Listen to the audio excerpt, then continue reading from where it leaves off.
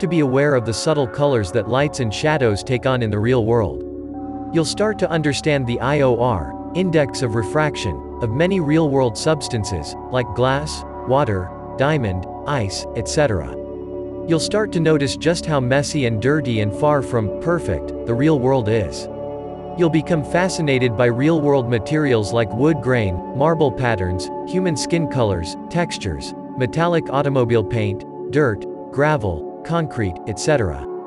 You will start to take an interest in all the subjects that real artists have studied for millennia: anatomy, composition, foreshortening, color theory, notan, perspective, as well as all the subjects that filmmakers and animators study, such as motion, collisions, squash and stretch, lighting, mise en scene, film angles, film editing, lens distortions, etc.